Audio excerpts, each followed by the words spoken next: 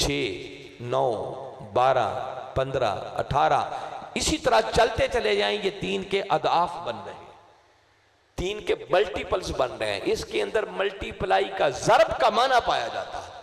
3 को आपने 2 गुना किया तो 6 बन गया, 3 गुना किया तो 9 बन गया, 4 गुना किया तो 12 बन गया, 5 गुना किया तो 15 बन गया। इसी तरह चलता जाता है।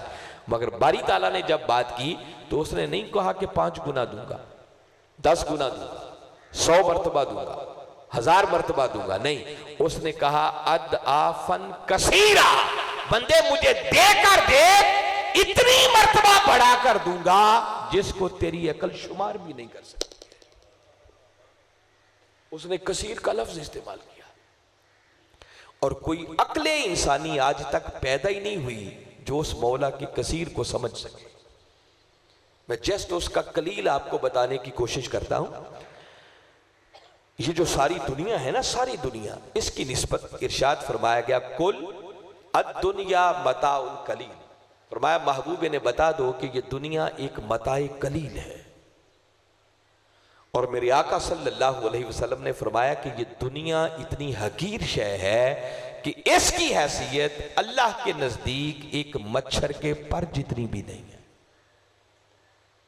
वो दुनिया जो इतनी हकीर है, इतनी कलील है, इस कलील के अंदर भी उस मौला की नेमतों का आलम यह है कि वो खुद कुरान पाक में कहता है व इन तउद्दू निअमतल्लाहि ला तुहसूहा, कि लोगों अगर तुम अल्लाह की नेमतों को गिनना चाहो तो तुम गिन नहीं सकते। अभी कारी साहब तिलावत कर रहे थे ना सूरह रहमान, फबिअय्यि आलाइ रब्बिकुमा तुकज़्ज़िबान, बार बार ये कलिमात बारी ताला ने सूरत में वारिद की। बंदे अल्लाह की किस किस नेमत को झुटलाएगा, किस किस नेमत का इनकार करेगा। वो कहता है लोगों ये जो दुनिया कलील है ना, इस कलील के अंदर भी मेरी नेमतों का आलम ये है कि अगर तुम गिनना चाहो तो मेरी नेमतों को गिन नहीं सकते। तो दीपालपुर वालों सोचो, जिसके कलील का आलम ये हो कि तुम गिन ना सको, तो सोचो उसके कसीर का आलम क्या होगा। वो कहता को 5, 10 मरतबा 100 मरतबा बढ़ाकर नहीं, कसीर मरतबा मल्टीप्लाई करके तुम्हें वापस लौटा दूंगा। अब मैं कुरान पाक की आपको एक ऐसी आयत सुना रहा हूं जिसमें बारी ताला ने स्पेसिफिकली ज़कात का लफ्ज इस्तेमाल करके यही कॉन्सेप्ट। सूरा रूम कुरान पाक का 30वां सूरा है और उसकी आयत नंबर 39 है। फरमाया वमा आतैतुम मिन ज़कातिन तुरीदूना वजहल्लाह फउलाइका हुमुल मुदइफून। फरमाया वो लोग जो खालिसतन अल्लाह की रजा के लिए अपने मालों की ज़कात निकालते हैं, उशर देते हैं, अल्लाह की राह में खर्च करते हैं, उनके लिए ताकीद और हसर के साथ बारी ताला ने आगे फरमाया फउलाइका, इसका माना है बस यही वो लोग हैं अपने मालों की ज़कात देने वाले, हुमुल मुदइफून, जो हकीकत में अपने मालों को बढ़ाने वाले। ये उलाई का जो कलमा हसर आया है ना, इसका फायदा यह है कि बारी ताला जोर दे के ये बात हमें कन्वे कर रहे हैं कि इस दुनिया के अंदर रहते हुए अगर कोई हकीकत में अपने माल को बढ़ाने वाला है तो वो एक ही तबका है जो अपने मालों की ज़कात देते हैं। जो ज़कात नहीं देते वो करोड़ उल्टे लटक कर मेहनत करते रहें, जो कुछ भी करते रहें, मगर हकीकत में वो अपने माल को बढ़ाने वाले नहीं हैं, वो नुकसान करने वाले हैं। तो अल्लाह और उसके रसूल सल्लल्लाहु अलैहि वसल्लम के अगर इतने इरशादात पर ही हम इक्तिफा करें दामने वक्त को सामने रखते हुए, तो इस बात में तो कोई कमी नहीं रह जाती कि बारी ताला ने कितना खोल खोल कर बयान कर दिया है कि लोगों मेरी राह में देने से तुम्हारा माल कम नहीं होगा, बल्कि इसमें मैं खुदा करोड़ों गुना बरकतें डाल दूंगा। मगर हम मादी सोच रखने वाले लोग हैं। कई बैठे मुमकिन है सोच रहे हों कि अलामा साहब बात आपकी दुरुस्त है, कुरान और हदीस आपने सुनाया, इसका इनकार तो हम कर नहीं सकते, मगर बात अकल की समझ में नहीं आती कि ज़कात देने से माल बढ़ा कैसे। ज़कात होती है माल का 40वां हिस्सा, 2.5%। तो 100 में से जब 2.5 रुपए दे दिए तो पीछे तो 97.5 रह गए। हम तो यूं ही सोचेंगे उशर दिया, आपने 20वां हिस्सा या 10वां हिस्सा निकाला, तो जब 10वां हिस्सा निकाल दिया तो बाकी तो कम रह गया, तो बढ़ कैसे गया, बरकत कहां गई? हम मादी सोच रखने वाले ऐसे ही सोचते हैं, मगर उस अल्लाह का फरमान यह है कि देखो अगर मेरे साथ सौदा करना है ना तो फिर अपनी अक्लों को एक तरफ रख के आना है। अब सूरह बकरा को पढ़े ना, उसने पहली शर्त ये रखी है, अल्लाज़ीना युमिनूना बिल गैब, फरमाया मेरे साथ सौदा करना है तो बिन देखे ईमान लाना है। फरमाया जो कुछ मैं कह दूं और जो मेरा रसूल फरमा दे, तुम्हारी अक्लों की समझ में बात आए या ना आए, बस उसमें शक की दरार पैदा नहीं होनी चाहिए। अगर शकूक व शुबहात में मुब्तला रहे तो मेरे साथ ये तिजारत और सौदा तुम्हें फायदा कोई नहीं दे सकती। ये फायदा उसको देगी जिसका ईमान बड़ा पक्का हो, यकीन बड़ा पक्का हो। सैयदना उस्मान गनी रजी अल्लाह ताला अन्हु थे ना, ऊंटों पर, ऊंटों के ऊंट गले के लदे हुए थे, बड़े बड़े ताजिर आ रहे हैं, सौदागर आ रहे हैं, उस्मान 1 गुना प्रॉफिट ले लो, 2 गुना प्रॉफिट ले लो, 3 गुना प्रॉफिट ले लो, हमें दे दो। आप फरमाने लगे नहीं, एक सौदागर ऐसा भी है जो 10 गुना प्रॉफिट दे रहा है, कोई है जो इतना दे सके? हर कोई तंग हैरान, वो ऐसा ताजिर और ऐसा तो सौदागर कहां से आ गया जो उस्मान को 10 गुना प्रॉफिट दे रहा। बस अचानक लोगों के कानों ने यह ऐलान सुना कि सैयदना उस्मान गनी रजी अल्लाह ताला अन्हु ने ऐलान किया कि जितना ऊंटों पर लदा हुआ गल्ला है सारा अल्लाह की गरीब मखलूक में बांट दिया जाए, तकसीम कर दिया जाए। फरमाया उस सौदागर का नाम अल्लाह है जिसका कम से कम वादा यह है कि जो उसकी राह में देगा वो उसे 10 गुना बढ़ाकर अता करता है।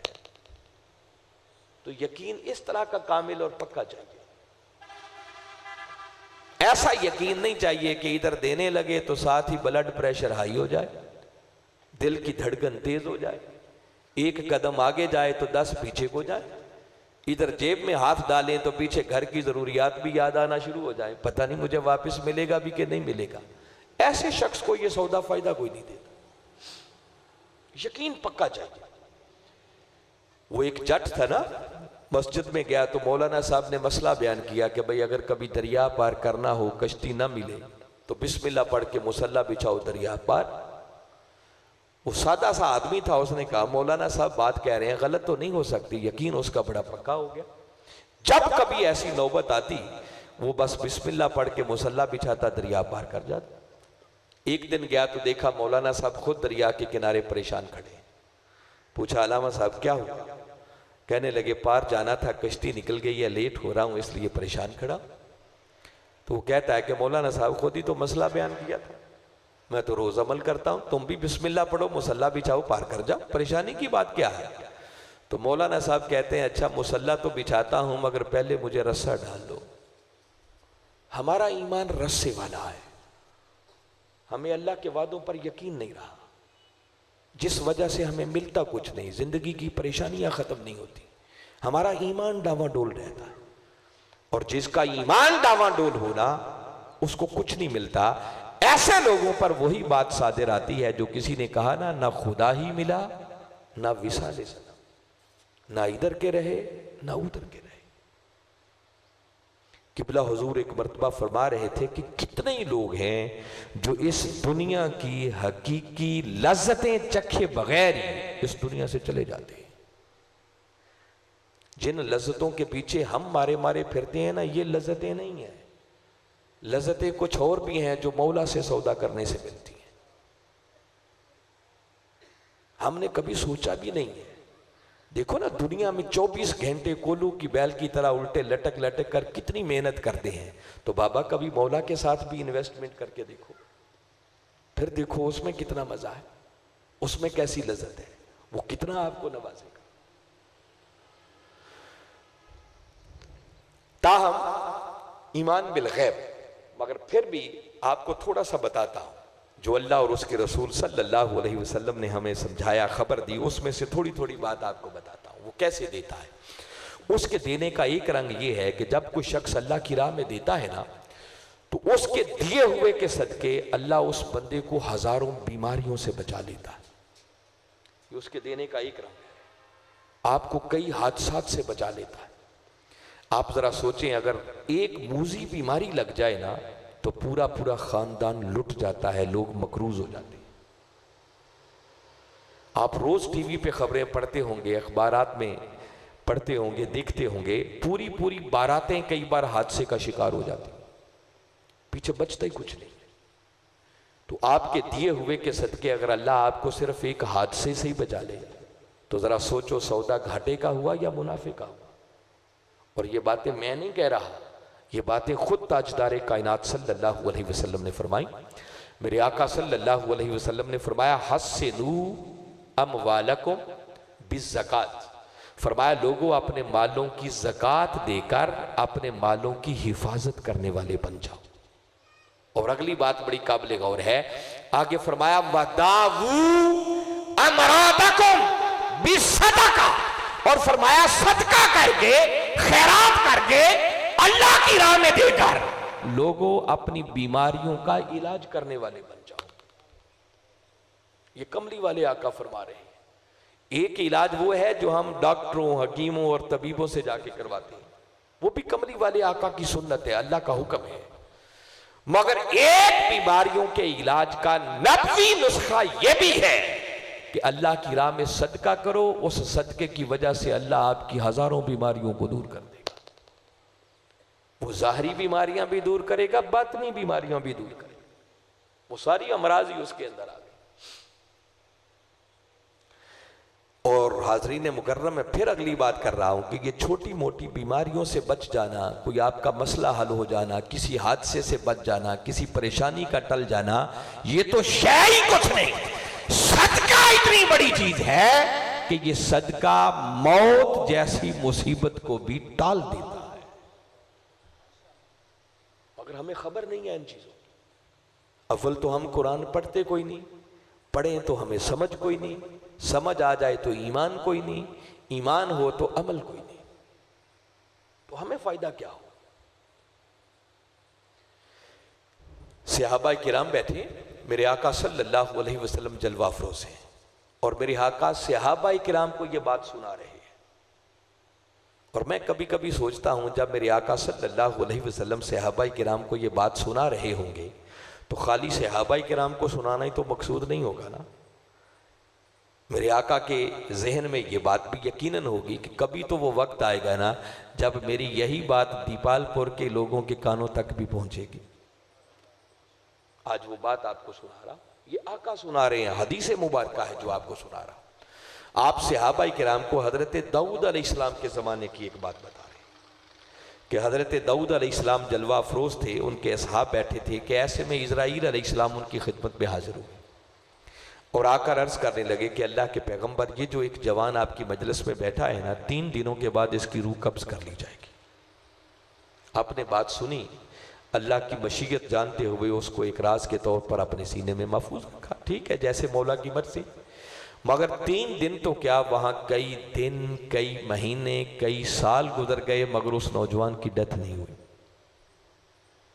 फिर इज़राइल अलैहिस्सलाम से मुलाकात हुई, आपने पूछा, अभी तूने तो कहा था 3 दिनों बाद इसकी रूह कब्ज हो जाएगी, वो तो अभी भी जिंदा है।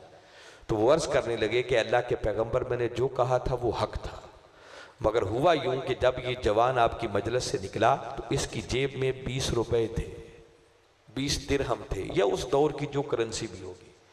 बस इस नौजवान ने वो 20 रुपए अल्लाह की राह में सदका किए। वो सदका देने की देर थी, अल्लाह ने इस जवान की उम्र में 20 सालों का इजाफा फरमा दिया। सदका इतनी बड़ी चीज है। तो ये छोटी मोटी बीमारियां, मुश्किलात, परेशानियां, ये तो शायद कोई नहीं है। वो खुदा कुरान में कहता है, कभी सूरह सफ को पढ़ो, ईमान वालों से वो बात कर रहा है, और कभी मन के कानों से उसे पढ़ें और सुने तो महसूस यूं होता है कि जैसे बारी ताला किसी को अपने दामन में, आगोश में बिठाकर उससे सरगोशी कर रहा है। ईमान वालों को खिताब किया और फरमाया, या अय्युहल्लज़ीना आमनू, ए ईमान वालो, ए कलमा पढ़ के मेरे महबूब की उम्मत में दाखिल हो जाने वालों, फरमाया हल अदुल्लुकुम अला तिजारतिन, क्या मैं तुम्हें एक ऐसी तिजारत ना बता दूं। अब तिजारत का लफ्ज है, क्या तुम्हें एक ऐसी इन्वेस्टमेंट, ऐसा बिजनेस, ऐसा कारोबार, एक ऐसा सौदा ना बता दूं कि अगर वो सौदा तुम मेरे साथ कर लो तो क्या होगा? फरमाया तुनजीकुम मिन अज़ाबिन अलीम, तो तुम्हें दुनिया और आखिरत की हर परेशानी से निजात अता कर दी जाएगी। कोई परेशानी रहेगी नहीं, ना दुनिया की रहेगी ना आखिरत की रहेगी। और वो करने का काम क्या है? बस अल्लाह की गरीब मखलूक के काम आओ। व तुजाहिदून फी सबीलिल्लाहि बिअमवालिकुम व अनफुसिकुम, फिर अल्लाह की राह में उसकी गरीब मखलूक के लिए अपने माल और अपनी जान से एफर्ट करो, जिद्दोजहद करो, जिहाद करो, तगोदो करो। फरमाया इतना काम तुम कर लो, मैं खुदा वादा करता हूं कि तुम्हारे इस दिए हुए के सदके ना दुनिया में कोई परेशानी आने दूंगा, ना आखिरत में कोई परेशानी। तो सदका इतनी बड़ी चीज है जो मैं बता रहा हूं, मौत जैसी मुसीबत को टाल देता है। फिर अल्लाह के देने का एक रंग ये भी है, आपको दावत मुशाहदा दे रहा हूं। वैसे ही रमजान है, आगे ईद आने वाली है, शॉपिंग तो आपने करनी है ना। जब कपड़े खरीदने के लिए जाएं तो कपड़े की मार्केट की बात ही आपको बताता, अल्लाह कैसे देता है मैं ये बताना चाहता हूं। उसके देने के रंग क्या क्या होते हैं हम अपनी आंखों से देखते हैं मगर उससे सीखते नहीं हैं। आप कपड़े की मार्केट में चले जाएं, एक ही मार्केट के अंदर साथ साथ एक ही माल की दुकानें पड़ी होती हैं, एक जैसा माल रखा होता है। एक दुकानदार सुबह आके अपनी दुकान खोलता है और आप देखते हैं कि सुबह से शाम तक बैठ बैठ कर चला जाता है, कोई ग्राहक उसकी दुकान में दाखिल ही नहीं होता।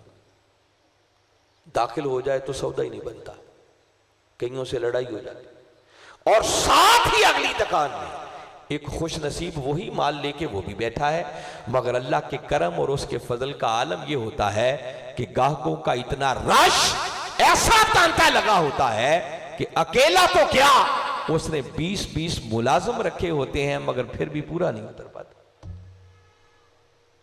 तो ये कौन लोगों के जहनों में डालता है कि तुमने उसी के पास जाना?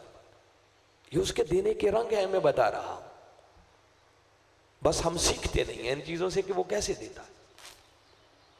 उसके देने का एक रंग फिर हदीस मुबारका से आपको बताता हूं। जब वो देने पे आ जाए तो उसके करम के बड़े रंग हैं। मेरे आका सहाबाए किराम को ये बात भी सुना रहे हैं कि एक शख्स जा रहा था, अचानक उसने बादलों से एक आवाज सुनी कि बादलों को एक शख्स का नाम लेकर हुक्म दिया जा रहा था कि जाओ और फलां खुश नसीब की जमीन पर जाकर बरस जाओ। वो शख्स कहता है मुझे बड़ा ताज्जुब हुआ। कहता मैं थोड़ा आगे गया तो बारिश शुरू हो गई। एक चटियल सा इलाका था, बारिश बरसी और देखा कि पानी एक नाले की शक्ल में एक तरफ जा रहा। कहता मैं भी उधर ही चल पड़ा। बस थोड़ी ही दूर गया था कि देखा कि एक शख्स उस पानी से अपने खेतों को सैराब कर रहा। कहता मैंने जाकर उसे सलाम किया, उसे पूछा कि तेरा नाम क्या है? तो वो कहता नाम उसने वही बताया जो मैंने बादलों से आवाज सुनी थी। कहते मैंने उसे मुबारकबाद दी कि आज मैंने अपने कानों से सुना कि अल्लाह खुद बादलों को हुक्म दे रहा था, मगर जानना चाहता हूं कि बता कौन सा तेरा ऐसा अमल है जिसके सदके अल्लाह तुझ पर इतने करम के दरवाजे खोल देता। तो वो सादा सा बंदा सोच के अर्ज करता है कि और तो मुझे कोई अमल समझ में नहीं आता, मगर एक बात शायद हो जिसकी वजह से ऐसा करम होता है कि ये जो अल्लाह ने ज़मीन का टुकड़ा मुझे दिया हुआ है, इसमें मेहनत करता हूँ, मजदूरी करता हूँ, और अल्लाह जो कुछ मुझे इसमें से देता है उसके 3 हिस्से करता हूँ।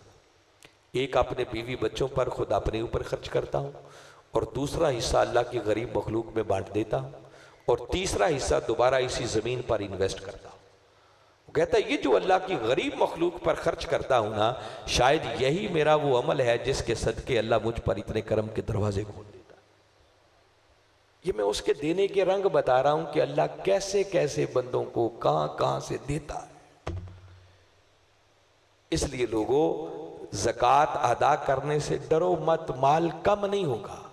उस ज़कात को अदा न करके कोई आप मुनाफे वाला सौदा नहीं, घाटे का सौदा करते, इससे बड़ी नादानी कोई नहीं है। अब मैं आपको इस बात पर मोटिवेट करने के लिए और समझाने के लिए कुरान का एक ऐसा मकाम सुना रहा हूं कि अगर मैं ये बात आप तक पहुंचाने में कामयाब हो गया तो आपके ईमानों पर एक वजद आ जाएगा। सूरह तौबा और उसकी आयत नंबर है 103। इसको नोट करें और घर जाकर पढ़िएगा, आपको दावत दे रहा हूं, जरूर पढ़िएगा। बारी ताला ने अपने महबूब मुकर्रम सल्लल्लाहु अलैहि वसल्लम से मुखातिब होकर एक हुक्म इरशाद फरमाया और फरमाया खुज़ मिन अमवालिहिम सदक़तन।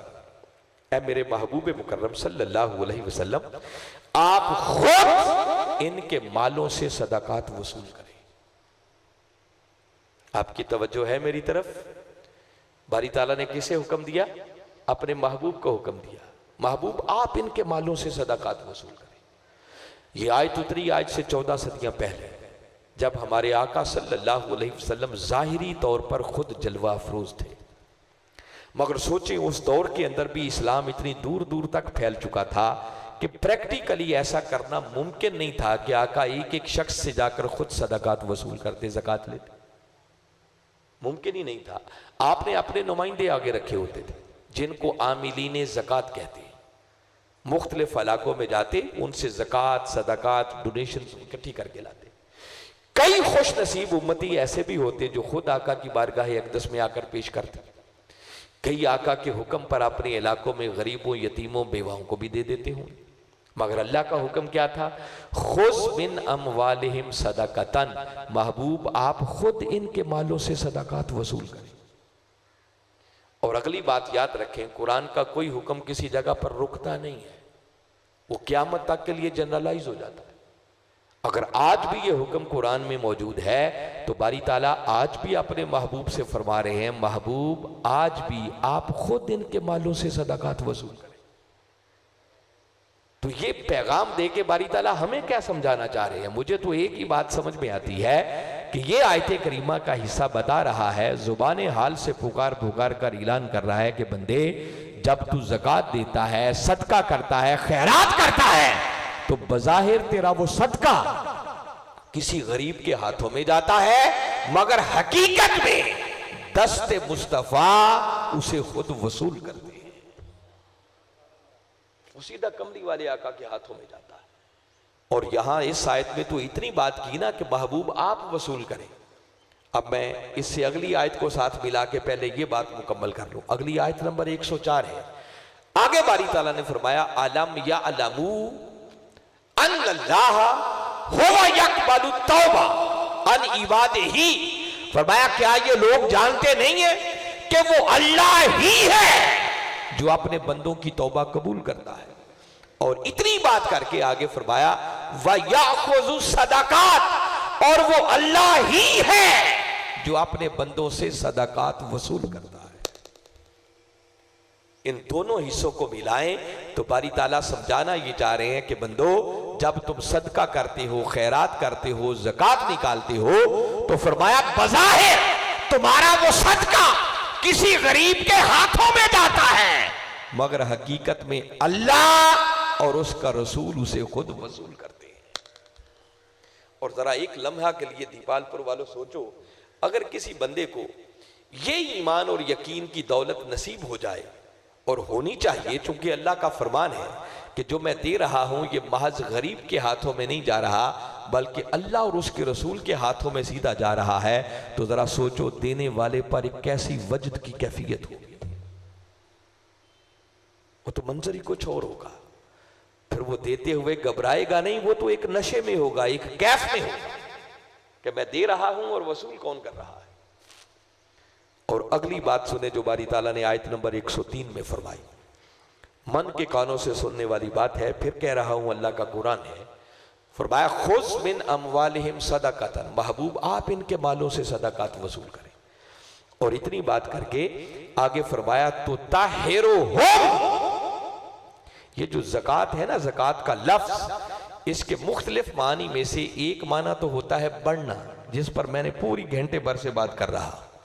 और ज़कात को ज़कात कहते ही इसलिए हैं कि ज़कात मानवी तौर पर आपके बकिया माल के बढ़ने का सबब बन जाती है। इसको ज़कात का नाम ही इसलिए दिया गया। उस पर मैंने रोशनी डाली और अगला हिस्सा फिर उस पर बताऊंगा। मगर इस ज़कात का एक माना होता है तहारत, पाकीज़गी, ये माना भी इसके अंदर पाया जाता है, जिसका मतलब ये होता है कि जब बंदा अपने माल की ज़कात निकालता है तो उस बंदे का बकिया माल पाक हो जाता है। और वो बात समझ में आती है कि ज़कात गरीबों का हक था, जब उनका हक आपने उनको दे दिया तो बकिया माल आपका पाक हो गया। और जब आप ज़कात नहीं देते तो दूसरों का हक आपने मारा, और गरीबों का हक अपने हलाल की कमाई हुई रोजी में शामिल कर लिया, तो शामिल करने की वजह से अपने हलाल माल को भी आपने हराम बना लिया, उस पाक माल को भी नापाक कर लिया। तो जब ज़कात दे देते हैं तो बंदे का बकिया माल तो पाक हो जाता है, मगर अगली वजदाफरी बात जो कुरान ने किया वो सुनने वाली है। माल तो फरमाया पाक हो ही जाएगा, फरमाया महबूब इनके मालों से सदकात वसूल करें, और आगे फरमाया तो ताहिरो हो, और है मेरे महबूब इनके मालों से सदकात वसूल करके फिर आप इनके जिस्मों को तहारत अता करें। अहले इल्म लोग यकीनन मजलिस में बैठे होंगे, वो मेरी बात की तायीद करेंगे। तो ताहिरो होम से मुराद ज़कात नहीं है, माल नहीं है। होम से मुराद वो ज़कात देने वाले लोग हैं, सदकात देने वाले। फरमाया महबूब इनके माल तो पाक हो ही जाएंगे, इनसे सदकात वसूल करके फिर आप इनके जिस्मों को भी तहारत अता करें। वतुज़क्कीहिम बिहा, और इन सदकात की बदौलत फिर आप इनकी रूहों को भी तज़किया और तस्फिया अता करते हैं, इनके माल को भी और इनकी जानों को भी बरकत अता कर दे। तो ज़क्की के अंदर बरकत का माना भी शामिल है, जिसका मतलब यह है कि जब बंदा अल्लाह की राह में देता है, कमली वाले आका सल्लल्लाहु अलैहि वसल्लम उस बंदे के जाहिर को भी और उसके बातिन को भी उजला और साफ फरमा देते हैं। उसका तन भी पाक होता है और उसका मन भी पाक होता है। मैं अभी भी बात रख के आगे चल रहा हूं, गौर करें, बड़ी ईमान अफरोज बातें हैं, तफसीलात में मैं नहीं जा रहा। और अगली ईमान अफरोज बात जो बारी ताला ने इसी आयत में की, फरमाया महबूब आप इनके मालों से सदकात वसूल करें, फिर आप इनके जिस्मों को तहारत अता कर दें, इनके माल को और इनकी जानों को बरकत अता कर दें। और आगे फरमाया वसल्ले अलैहिम, और है मेरे महबूब फिर आप इन सदका देने वालों पर दम फरमा दें। इस आयत को घर जाके पढ़िएगा। महबूब इन सदका देने वालों के लिए आप दुआ कर दें। क्यों? इन्ना सलाता का सकनुल लहुम, महबूब जब आप इनके लिए दुआ कर देंगे तो आपके उठे हुए हाथों के सदके इनकी बेचैन रूहों को सुकून मिल जाएगा। दीपालपुर वालों, हम जिंदगी में मारे मारे फिरते रहते हैं, मेरे लिए दुआ कर दें, फुलां पीर के पास चले जाओ, फकीर के पास चले जाओ, मौलवी साहब के पास चले जाओ। जैसे अभी एक भाई आए, उन्होंने कहा मेरे लिए आज दुआ कर देना। कहां कहां से दुआएं करवाते रहते हैं। याद रखें, अल्लाह के नेक बंदों से दुआ करवाना ये सुन्नत मुस्तफ़ा है सल्लल्लाहु अलैहि वसल्लम। बुरी बात नहीं है, करवानी चाहिए, मगर मुझे बताएं कायनात में कमली वाले आका से भी बढ़कर कोई दुआ करने वाला होगा? और हमारे आका से बढ़कर किसकी दुआ कबूल होती होगी? आज 14 सदियां गुजर जाने के बाद भी अगर कभी दिल चाहे ना कि डायरेक्ट कमली वाले आका ही मेरे लिए दुआ करे, तो अल्लाह ने यह दरवाजा आज भी खुला रखा है। ये मैं कुरान पर बेस करते हुए बता रहा हूं। फरमाया महबूब आप सदाकात वसूल करें, इनके जिस्मों और रूहों को भी तज़किया और तस्फिया अदा करें। वसल्ले अलैहिम, और महबूब फिर इन सदका देने वालों के लिए आप दुआ कर दें। ये 14 सदियां पहले के लिए नहीं, आज भी है, क़यामत तक है। जिसका मतलब कि जब कोई बंदा सदका करता है, खैरात करता है, अल्लाह की राह में देता है, ज़कात निकालता है, इधर उसका सदका गरीब के हाथों में जाता है, उधर कमली वाले आका गुंबद खजरा में सदका देने वाले के लिए अल्लाह की बारगाह में हाथ उठा देते हैं। और दीपालपुर वालों, मुझे बताओ, जिस खुश नसीब के लिए मेरे आका के हाथ उठ जाएं, उसे को कमी रह जाएगी? कोई परेशानी रहेगी? इससे बढ़कर करम बंदे पर क्या हो सकता है? और फिर मैं तो कभी कभी सोचता हूं कि मसलन देखे ना, हमारे सदर मोहतरम मजहर सलीम साहब हैं, मैं एक मिसाल देके आपको समझाता हूं। इन्होंने सदका किया, अब कुरानी हुक्म है कि महबूब आप वसूल करें, और वसूल करके फिर आप सदका देने वाले के लिए दुआ कर दें। जब इन्होंने सदका दिया तो आप आका इनके लिए दुआ करेंगे। जरा ठंडे दिल से सोचें कि जब मेरे आका मजहर सलीम साहब के लिए दुआ करने लगेंगे तो क्या मेरे आका की तवज्जो और ध्यान इनकी तरफ होगा या नहीं होगा? जी, आका की दुआ को हमारी दुआओं की तरह तो नहीं होगी ना, करते दुआ हैं, घूमते कहीं और हैं। अब आका जिस उम्मती के लिए दुआ करने लगेंगे तो क्या उस उम्मती की तरफ तवज्जो नहीं होगी? अरे जिस खुशनसीब उम्मती की तरफ मेरे आका की तवज्जो हो गई, समझो उसकी दुनिया भी संवर गई, उसकी आखिरत भी संवर गई। ये खाली शेर ही रहेंगे जो हम पढ़ते हैं आला हजरत के कि जिस तरफ उठ गई दम में दम आ गया, ये पढ़ते हैं ना आप सलाम में शेर, उस निगाहे इनायत पे लाखों सलाम। अरे वो कमली वाले आका की तवज्जो मुबारक कि अगर डूबे हुए सूरज पर हो जाए, सूरज पलट के वापस आ जाए, 14वीं के चांद पर हो जाए, चांद 2 हिस्सों में तकसीम हो जाए, वो तवज्जो अगर दूध के एक प्याले पर हो जाए, 70 से आबाए के राम पी जाए, वो दूध का प्याला फिर भी खत्म ना हो। वो तवज्जो अगर किसी दरख्त पर हो जाए, दरख्त जड़ें उखाड़ कर वक्त करता हुआ मुस्तफा के कदमों में सर मसजूद हो जाए, और वही तवज्जो अगर कंकरियों पर, पत्थरों पर हो जाए, तो काफिर की बंद मुट्ठी में वो कंकर कलिमा पढ़ना शुरू कर दे, तो बंदे जरा सोच, अगर वो कमली वाले आका की तवज्जो तेरी तरफ हो गई, तो अगर बेजान पत्थर कलिमा पढ़ सकते हैं, तो आका की तवज्जो से हमारे मुर्दा दिलों को जिंदगी क्यों नहीं मिल सकती? ये जो बारी ताला ने फरमाया ना, महबूब आप इनको तहारत अता करें, आप इनकी रूहों का तज़किया और तस्फिया कर दें। वो कैसे होता है उसका एक ही हल है, एक ही बात समझ में आती है कि बस कमली वाले आका की तवज्जो होने की देर है, फिर मन की गलाजतें, कसाफतें ऐसे सारी दूर हो जाती हैं कि बंदे का तन भी उजला हो जाता है, बंदे का मन भी उजला हो जाता है। मगर ये तवज्जो किस खुश नसीब पर होती है? जो अल्लाह की राह में देता है, सदका करता है, खैरात करता है, ज़कात निकालता है। और जिन लोगों को ये बात समझ में आ गई इस देने में फायदे कितने हैं, तो पूछिए सैयदना सिद्दीक़ अकबर रज़ी अल्लाह ताला अन्हु का हाल। आका ने आवाज दी, सारा कुछ हिलाकर कदमों में पेश कर दिया, तन के कपड़े और एक सुई तक भी बचा कर नहीं रखी। जब सब कुछ लेके गए तो मेरे आका ने पूछा, माँ अब कई तले आहले किया अबू बकर, अबू बकर घर वालों के लिए क्या छोड़ के आए हो? अर्ज करते हैं, अब कई तो लाहु मुल्लाह व रसूला। आका जो दुनिया की मालो मता थी वो तो लाकर आपके कदमों में पेश कर दी, रह गए घर वाले, तो उनके लिए अल्लाह और उसका रसूल छोड़कर आया। जिनको ये राज समझ में आ जाए फिर वो यूं सौदा करते हैं मौला के साथ। पूछिए मौला कायनात अली शेर खुदा से, किसी ने पूछा कभी ज़कात भी दी है? फरमाया सखियों को ज़कात देने की कभी नौबत आया ही नहीं करती। फरमाया कभी इतना बचा के रखा ही नहीं है कि वो निसाब बने और उस पर ज़कात देनी पड़े, बस इधर आता है इधर बांट दिया करते। यही मौला कायनात अली शेर खुदा और यही सैयदा कायनात सलामुल्लाहि अलैहा, दोनों हस्तियां जब उन्होंने अपने शहजादों की शफायाबी के लिए मन्नत मानी थी कि अल्लाह इनको सेहत अता कर दे, हम 3 रोजे रखें, दोनों हस्तियों ने एक दूसरे की तरफ देखा और निगाहों ही में फैसला हो गया कि आज का खाना मिस्कीन को दे देते हैं, खुद खाली पानी से इफ्तार कर लेते हैं। खाना मिस्कीन को दे दिया। दूसरे दिन रोजा रखा, फिर शाम हुई, दस्तरखान पर बैठे, करीब थे कि लुकमा तोड़कर मुंह में डाल दी।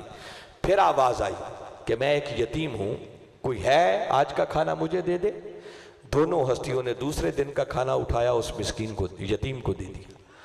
फिर तीसरा दिन हुआ, फिर दरवाजे से दस्तक आई, मैं एक असीर हूं, कैदी हूं, कई दिनों से भूखा हूं। अल्लाह फिर अपने नेक बंदों को आजमाता है।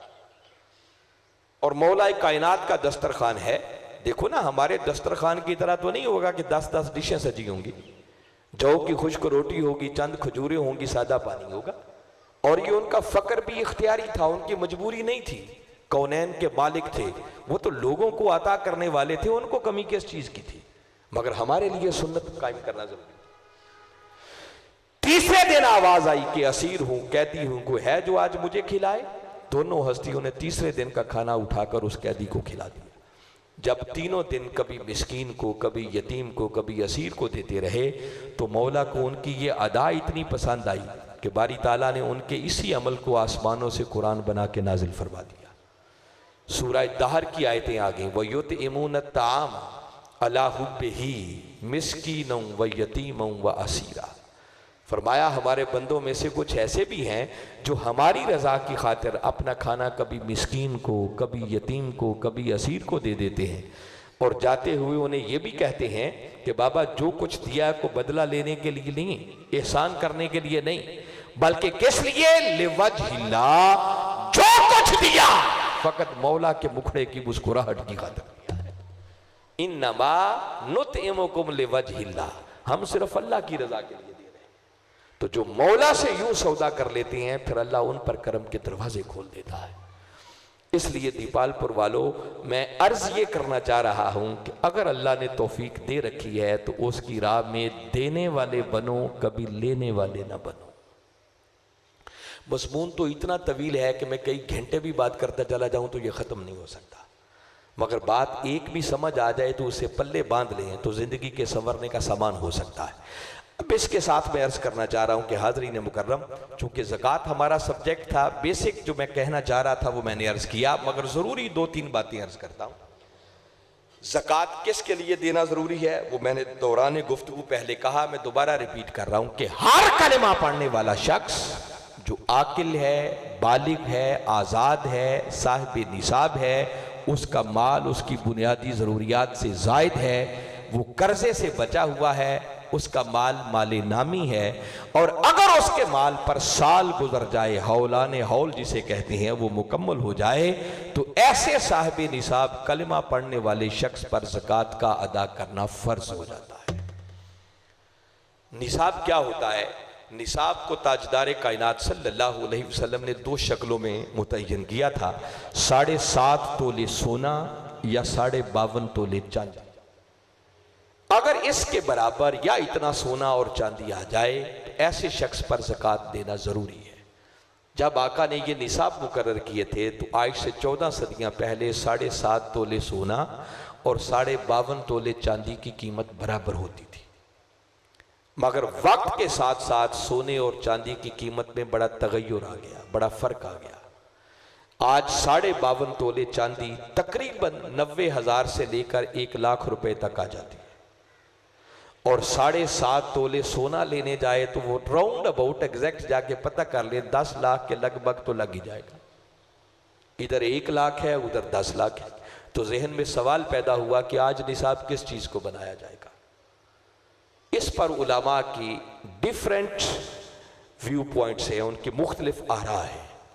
एक राय ये है कि बाज़ों ने कहा कि निसाब 7.5 तोले सोने की कीमत को बनाया जाएगा, दूसरों ने कहा कि नहीं 52.5 तोले चांदी की कीमत को निसाब बनाया जाएगा। किसी शख्स के पास सोना भी है, चांदी भी है, कुछ नकदी भी है, तो तरीका ये होता है निसाब को कैलकुलेट करने का कि सोने की भी कीमत बना लें, चांदी की भी कीमत बना लें, जो माल नकद पड़ा है उसको भी उसमें ऐड कर लें, कुल जो आपके पास माल बन गया। अब एक राय उलमा की ये है कि देखें वो 7.5 तोले कीमत के बराबर होता है या नहीं होता। अगर वो 10 लाख के करीब पहुंच गया तो आप साहिब निसाब है, ज़कात देना आप पर फर्ज हो गया। दूसरे तबके ने कहा नहीं 10 लाख का इंतजार नहीं करेंगे, 52.5 तोले चांदी की कीमत का लिहाज होगा, वो 1 लाख के राउंड अबाउट बनती है, 90,000 से लेकर लाख तक। तो अगर इतना 1 लाख रुपया भी बंदे के पास ज़ाती ज़रूरियात से बचा हुआ है और साल गुजर गया है तो उस पर भी उसे ज़कात देना लाजिम हो जाएगा। आपके लिए आसानी पैदा कर रहा हूं, अभी आप कंफ्यूज होंगे कि अगर 2 मुख्तलिफ आरा आ गई तो हम किधर जाएं, करें क्या। याद रखें, जब किसी मसले पर उलमा की मुख्तलिफ व्यूज आ जाएं, उनकी ओपिनियन डिफरेंट हो जाए तो खैर उम्मत के लिए होती है। आपके लिए डिफरेंट ऑप्शंस आ गए, आप दोनों में से जो आपका दिल चाहे जिस फतवे पर अमल कर लेंगे, अल्लाह और उसके रसूल की बारगाह में आप सुरखरू हो जाएंगे, आपकी छुट्टी। आपका दिल चाहे 10 लाख वाले फार्मूले पे अमल कर रहे हैं, दिल चाहे लाख वाले पर अमल कर लें, आप सुरखरू हो जाएंगे, आपकी गिरफ्त नहीं होगी। वो उलमा जाने और उनका खुदा जाने, जिम्मेदार वो होंगे। अगर कोई मुझसे पूछे कि आपकी राय क्या है, आखिर मेरी भी कोई सोच होगी कि इन दोनों में से मैं किस ऑप्शन पे अमल करता हूं, तो आपके लिए आसानी पैदा कर देता हूं। मैं जिस पर अमल कर रहा हूं और जो लोगों को राय देता हूं वो ये है कि 10 लाख का इंतजार मत करो। अगर 52.5 तोले चांदी की कीमत के बराबर भी 1 लाख रुपया भी जाती जरूरियात से बचा हुआ है तो ज़कात देने वाले बनो, लेने वाले ना बनो। इस पर उलमा ने कहा कि इस फतवे पर अगर अमल करें तो इसमें लेने वालों का भला है, खैर है, देने वाले ज्यादा हो जाएंगे। जिसके पास लाख भी है वो भी देने वालों की साफ में आ जाएगा। जब ज्यादा देंगे तो गरीबों का भला ज्यादा हो जाएगा, ज्यादा ज़कात उनको मिल जाएगी। तो किसी ने कहा कि लाख रुपया कौन सा ज्यादा होता है, तो इसका मतलब वो बेचारा जिसके पास लाख है वो भी देने वाला हुआ, वो तो फंस गया। फंसने की बात नहीं है।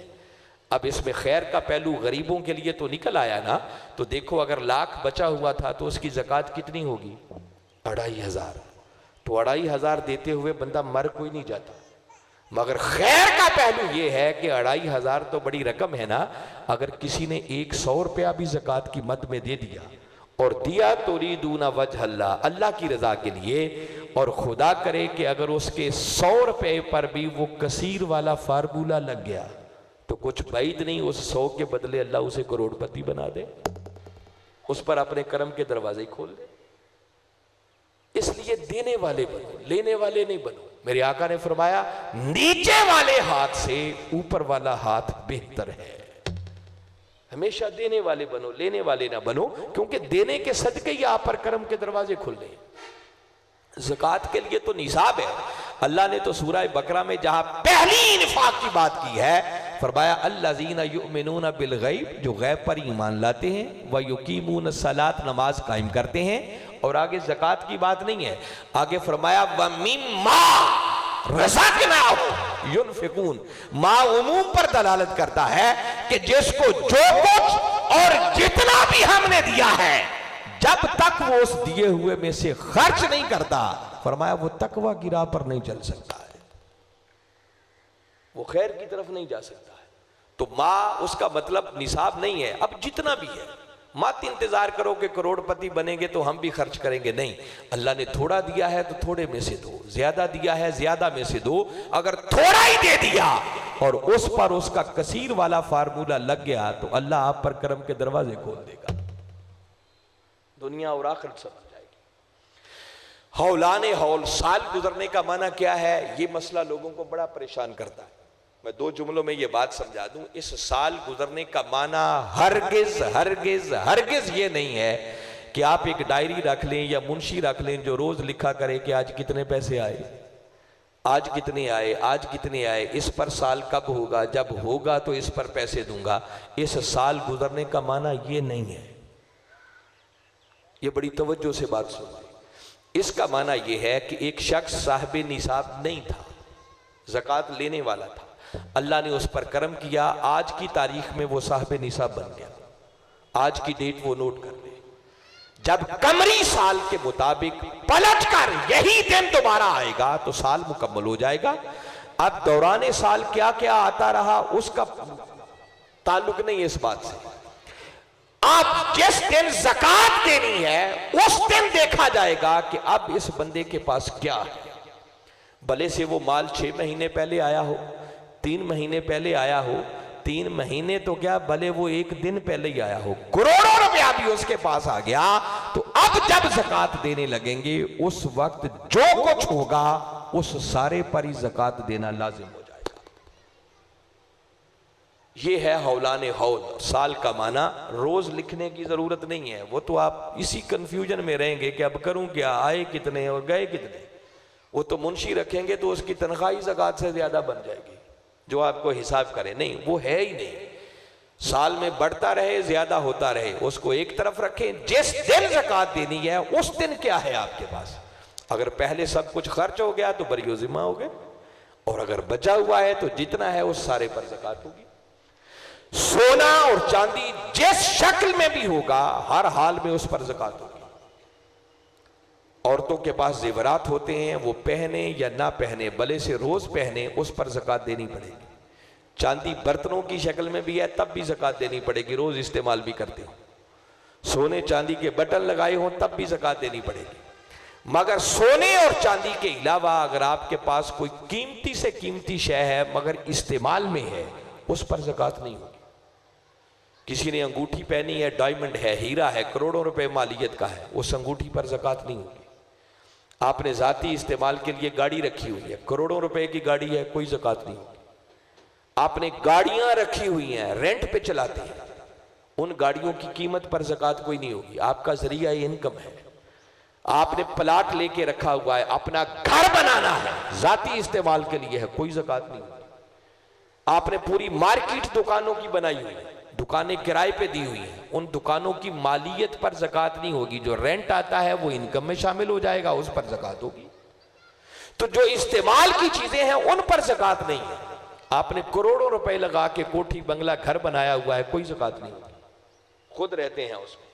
लेकिन अगर आप बिजनेस करते हैं, तिजारत है, वो चीजें बेचने के लिए है, मसलन आपने प्रॉपर्टी का काम शुरू कर रखा है, आपके पास 200 प्लाट है, बेचने हैं, कीमत बढ़ेगी तो बेचूंगा, तो वो जितने प्लाट हैं वो कीमत नहीं जिस पर खरीदे थे, नहीं, आज की मार्केट वैल्यू के मुताबिक कीमत क्या है, उस सारी कीमत पर आपको ज़कात अदा करना होगा।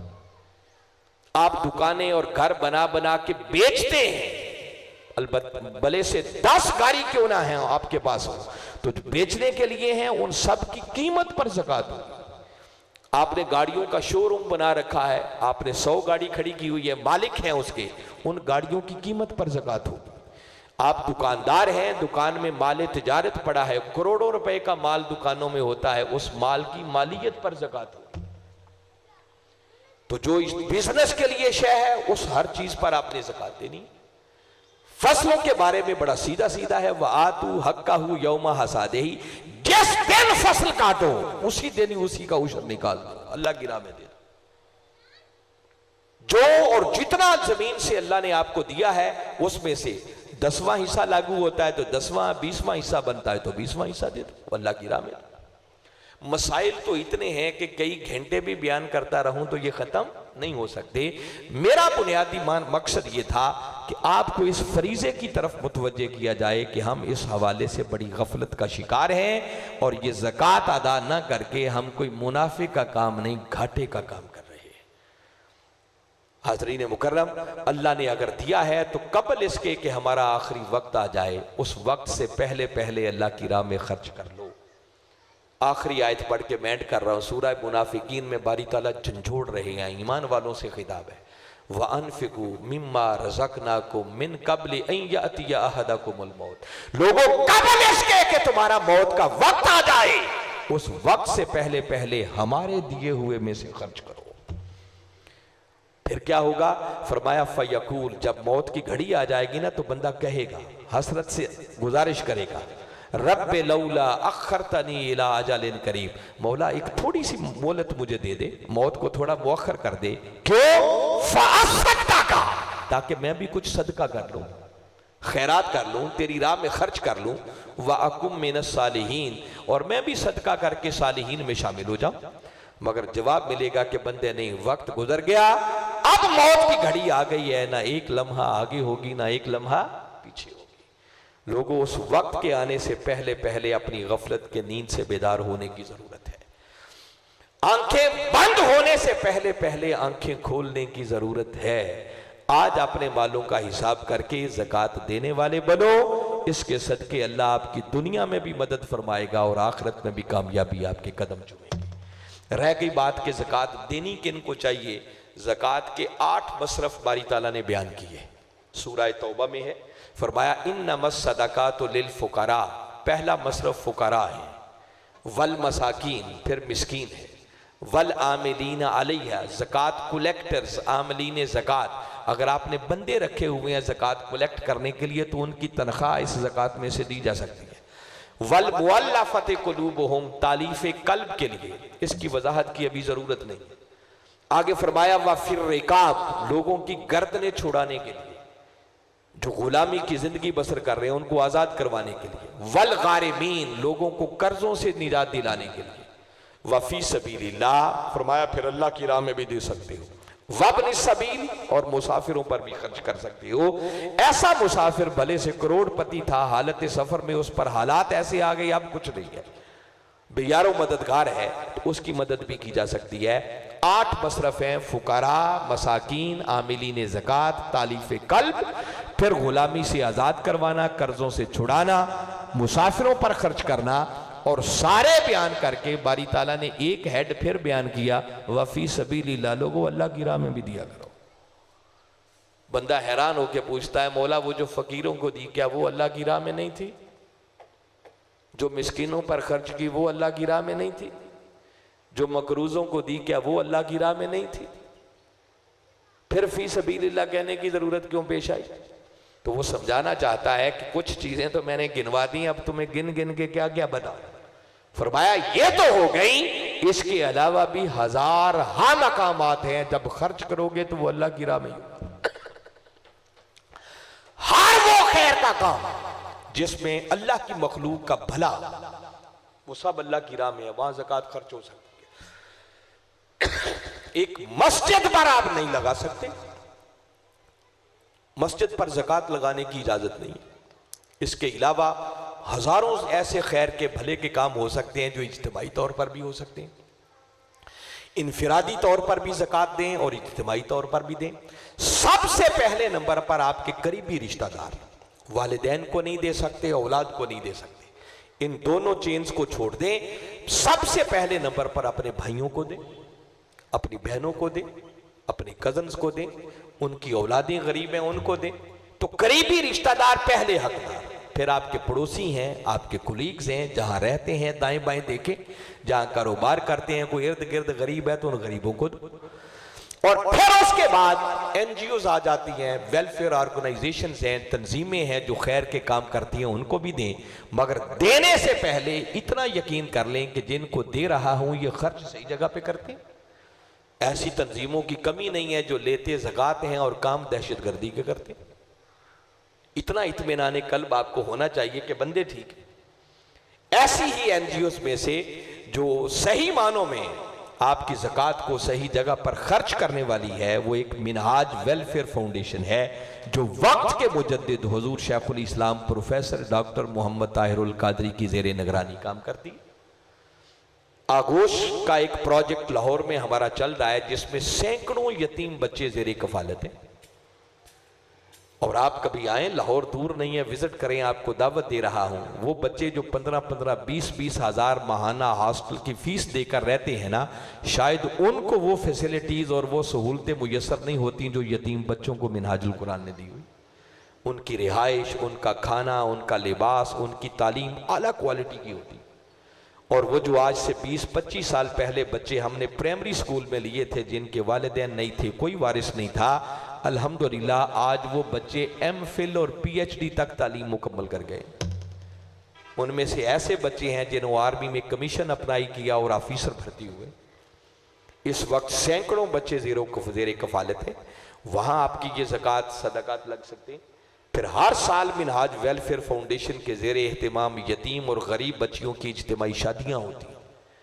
अभी 20 मार्च गुजरा है, 25 बच्चियों की शादियाँ की, वहाँ खर्च होता है। हमारे जो लाहौर के सिर्फ इदारे हैं ना जो मरकज़ में चल रहे हैं, और वहाँ पढ़ने वाले बच्चों को जो सिर्फ फीस की मद में रियायत दी जाती है, वो सालाना 2.5 से 3 करोड़ रुपया बनता है। फीसें ली जाती हैं मगर गरीबों को रियायत दी जाती है।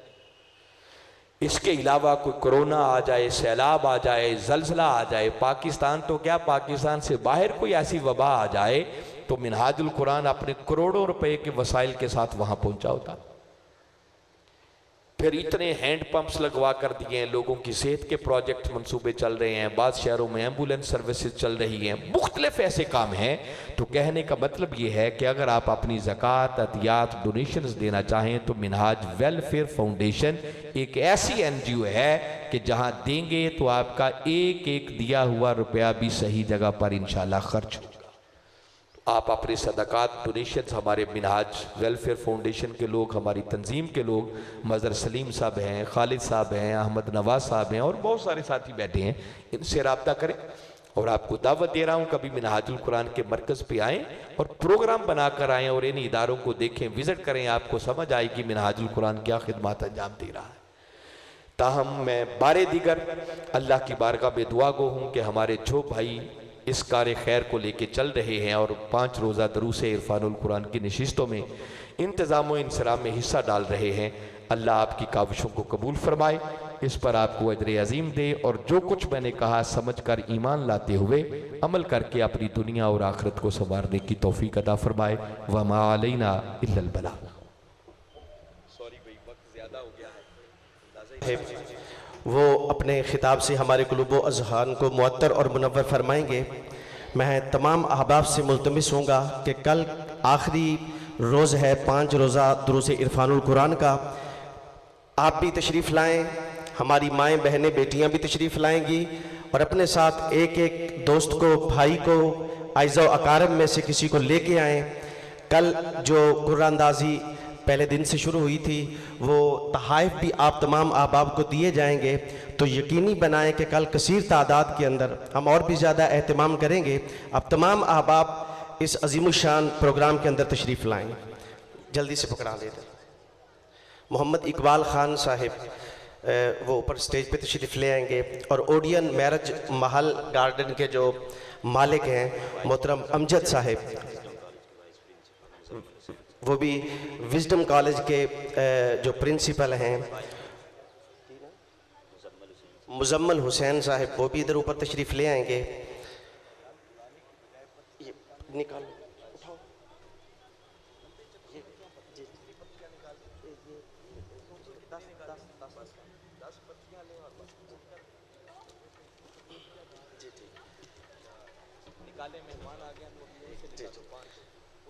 पांच उधर मेहमान को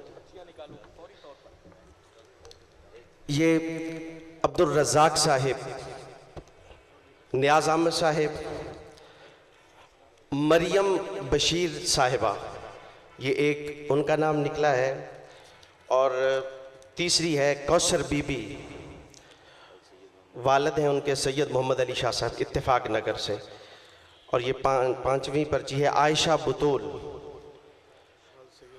सैयद आलम शाह साहिब, और ये है बुशरा यूनस।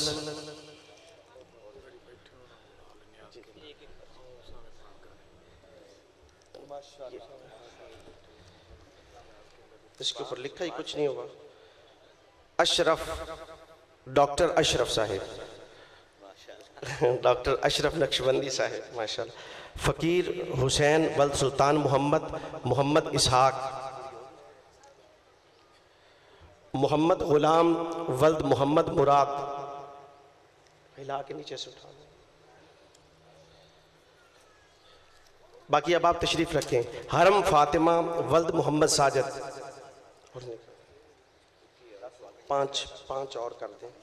काशिफ महमूद साहिब, काशिफ महमूद साहिब, और रैबा बीबी, मोहम्मद यार,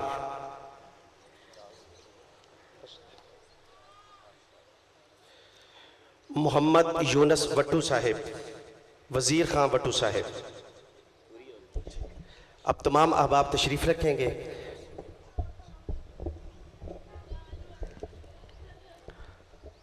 अल्लाहुम्मा सल्ली अला सय्यिदिना व मौलाना मुहम्मद व अस्हाबि सय्यिदिना मौलाना मुहम्मद व बारिक वसल्लम। मौला ये दरस कुरान की नशिस्त हुई, अपनी बारगाह में शरफ़ कबूलियत अता फरमा। दूर व नज़दीक से हमारी माएँ बहनें भाई बुज़ुर्ग जो आए हैं, मौला इनका उठने वाला एक एक कदम और एक एक लम्हा अपनी बारगाह में बतौर इबादत कबूल फरमा। जो साथी और जो बहनें दुरूस इरफानुल कुरान की नशिस्तों के इंतज़ाम इंसराब में हिस्सा ले रहे हैं, लोगों को दावत दे रहे हैं, मौला इन सब के घरों में अपनी खुसूसी रहमतें और बरकतें नाज़िल फरमा।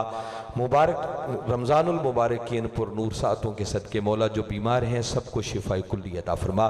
जो इस दुनिया से पर्दा कर गए मौला सब की बख्शिश मग़फ़िरत फरमा। किबला हुजूर को मौला सेहत कामिला अता फरमा। आपका साया तादीर हमारे सरों पर कायम और दायम फरमा। हमें उनका दस्तो बाजू बनने की तौफीक अता फरमा।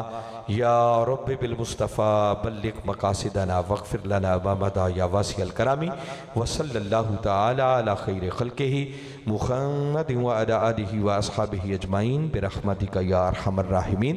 जैसे हमारे भाई ऐलान कर रहे थे, कल का सब्जेक्ट इंतहाई अहमियत का हामिल है, बिलखुसूस ख़वातीन के लिए। उसका उन्वान होगा उम्महातुल मोमिनीन और आज के दौर की ख़वातीन। तो ख़वातीन तो मेहनत करें और औरतों को भी लेके आएँ, मगर मर्द हजरात जो आपके घर में ख़वातीन हैं, आपकी माएँ हैं, बहनें हैं, बेटियाँ हैं, बीवियाँ हैं, उनको लाएँ। अगर एक ख़ातून संवर गई तो आपकी पूरी नस्ल के ईमान और अक़ीदे का तहफ़्फ़ुज़ हो जाएगा। तो कल सबको लाएं और इंशाअल्लाह कल जब हमारे अल्लामा साबिर कमाल वट्टू साहब को सुनेंगे तो आपके ईमान पर एक बहार आ जाएगी। नौजवान स्कॉलर हैं, कल बड़ा अहम सब्जेक्ट और बहुत खूबसूरत गुफ्तगू होगी। बहुत शुक्रिया।